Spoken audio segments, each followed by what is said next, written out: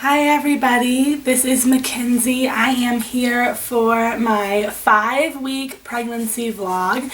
I turned 5 weeks yesterday, which was September 9th, and things are going pretty well. I did have my first doctor's appointment yesterday, so I guess I will start just by talking about that, and then I'll move into how I'm feeling and my mind and my body and symptoms and everything else here in a minute. I see a midwife in the hospital right now. We're still not decided on if we're going to do a home birth or a hospital birth, but for now we're starting care with the midwives that work at the hospital. And I saw her. I was only 5 weeks, so I figured there wasn't much they were going to do. I basically took a urine sample to confirm pregnancy and check the thyroid and all that kind of stuff, which everything was good. Then they talked to me kind of about the history and everything, which I had went there with my last pregnancy that ended in miscarriage and was partial molar. So they knew a little bit, but we went ahead and talked about that. She was talking about, asked how I was feeling, if I was nervous. I said, I am a little bit nervous.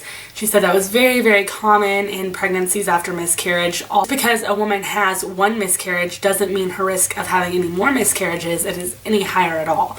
So we talked about that a little bit, but because my pregnancy was a partial molar last time, she really recommended that we do the HCG draws to check for the pregnancy hormone and see what's going on there. Now, in a normal miscarriage, a lot of times your HCG doesn't rise fast enough or your progesterone doesn't, so they'll be checking both of those. In a normal pregnancy, it doubles or almost doubles every however many hours. But in a partial molar, because there's extra chromosomes and there's growth and there's tumors and stuff that can happen, actually your HCG rises a lot faster, like it gets very elevated very fast, and so that would not be a good sign either. So they went ahead and took my blood yesterday to check what those levels were, which the starting out levels don't mean a ton. Monday I actually am going back and getting them drawn again, and then they'll compare the two and see how it's going. And just depending how it goes, she said every couple days we're going to do it, and then if the first few look pretty normal, then we'll probably do it weekly until we can do an ultrasound, which she said we would do an ultrasound around probably 7 weeks, maybe 8 weeks, because then we could see the heartbeat, which I was relieved because I got a paper saying that they had approved me for an ultrasound, and I really didn't want to get one at 5 weeks because there's not much you can see and it can probably just cause even more stress. But our last baby, even though I carried until over 11 weeks, the baby had stopped growing at 7 weeks and 2 days. So for me to get an ultrasound at 8 weeks would probably be a lot of relief to see that at 8 weeks that the baby got further and is beating, the heart is beating and everything. So I'm pretty excited that they are definitely going to let us have that ultrasound. And while I am confident that everything is good, I believe everything is good, and I'm really at peace for the most part with this pregnancy and excited, I am happy that they are taking precautions to just make sure things are going normally, even though I don't really think it's 100% necessary. I am glad that they are going to go ahead and do it just to double check me all around and be safe. So as far as my weight goes, there has been no change. I started at 163. I am still at 163. My symptoms have been pretty much the same as last week, maybe a little more intense, but the heightened sense of smell, everything just smells horrible, especially peanuts, peanut butter. Oh, it's just disgusting, and I don't really like peanuts or peanut butter, but I do add a little bit of peanut butter powder to my shakes sometimes. But my kids love peanuts, they love peanut butter, they have it all the time, and I swear they could have had a peanut like 5 hours ago and they come up to me and they just smell like a peanut and they stink, and I hate it because I'm like, oh children, you smell bad, get away from me in my mind. But I don't really want to be mean to my kids. It's not their fault that I'm smelling so much craziness. Also fatigue. I've been so tired. I've been really trying to fight it, actually. Like, I get sleepy and I know that if I give into it, I'll just lay around and not do anything all day. So usually when I get that like spurt of fatigue, I try to go ahead and work out or clean the kitchen or something and try to fight it. I've been going to bed a lot earlier because I am so tired, but during the day when it hits, I've been trying to fight it because I know that if I get lazy, if I start laying around all day, I'll just keep doing it. I won't bounce back. Even when my hormones do level out, I'm not gonna bounce back. So I'm fighting it and trying to stay active, and though the fatigue has definitely been setting in. Also, acne all over my face. That's super common. Every single pregnancy I've had, I always get more pimples than I've ever had before, especially in those first few weeks. So that's still happening.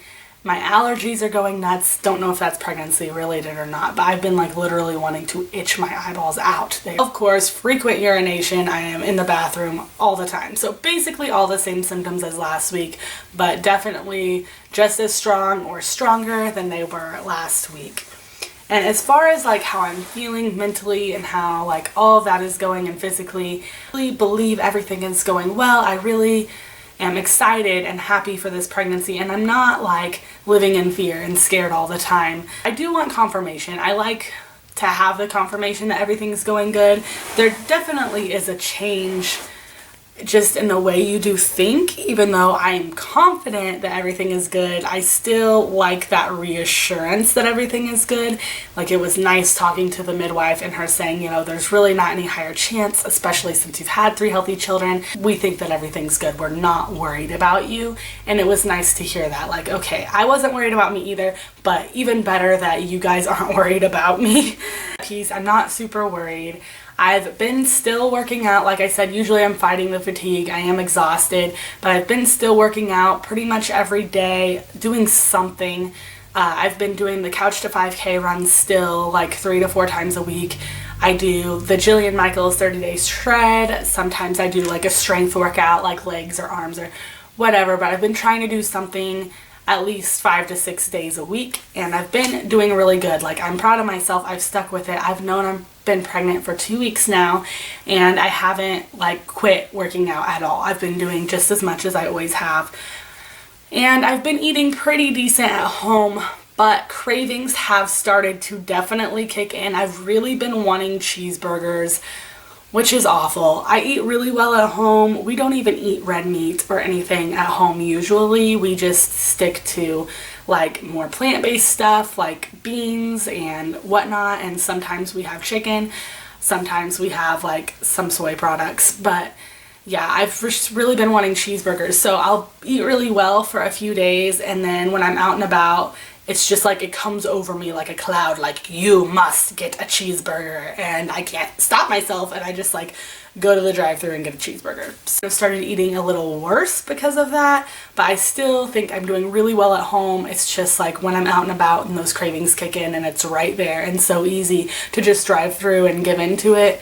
I have given into it a few times. It's going really, really well. And there is one last thing I want to show you guys. My awesome sister-in-law, April, she is Steven's brother's wife. Talking to her about like my last pregnancy and how, you know, I had cousins that were pregnant at the same time as me and some friends that had losses before, and they were so scared and so nervous, and I just kept telling them like, speak life, it's not gonna happen, this baby is gonna be fine. And I was praying and praying and praying for their babies, but I wasn't worried about my baby. I wasn't worried about miscarriage because I had had 3 healthy pregnancies. So I guess I just kind of thought that I was invincible. And I was focused in on praying for their babies, but I really wasn't praying much for my own baby and my own pregnancy. And then, as you guys know, I lost the babies. I did say, like, from the beginning of this pregnancy, I just want to be really diligent, praying, doing all I can. Like, I just want to speak life into this new child and just pray. And so my sister talked to me about that, and she got me a book, this book right here, Praying Through Your Pregnancy, and it's week by week, and I have started reading it. I love it. It starts actually like in the trying to conceive phase, but I went ahead and started there even though I was already pregnant when she gave it to me, because it is so good. It talks about God's timing and weeks. So in week 4, like, what exactly is forming, what's happening, and you pray for things that are actually happening that week in your pregnancy. And then it has stories and testimonies of other people, like one story about a lady who went in at 5 weeks and there was no heartbeat, and then at 6 weeks there was no heartbeat, and they were telling her to get a D&C, and she wanted to wait and miscarry naturally if that was the case. But in the meantime, she was not taking their word as the final word. God's word was her final word. And so she was speaking life over her baby, and her whole church and her family and all these people were just like praying and praying for her baby and speaking life.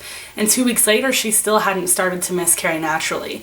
So she went to the OB again, got another ultrasound, and the baby's heart was beating great, and then she ended up with a beautiful daughter. It's just like those kind of things. It's a great, great book. I am loving it so far. I'm trying to not read ahead. It's really, I don't just want to read the whole thing, but I'm trying to keep it the weeks that I am reading it. And I definitely recommend this to all pregnant mothers, but especially mothers that have had a miscarriage. Like, it's just really nice to just have a little bit of a guideline of things that would be good to pray for, and then you just add in whatever you feel led by the Holy Spirit. And it's so good. It's really inspired me, and I'm really happy that my sister got that for me. It was super sweet of her. So that is it for this 5-week pregnancy update. Let me know in the comments below anything that you have questions about, or how you felt at 5 weeks pregnant, or how you feel if you're pregnant too. And I will update you next time at 6 weeks. And until then, I'll see you in my other videos. Bye.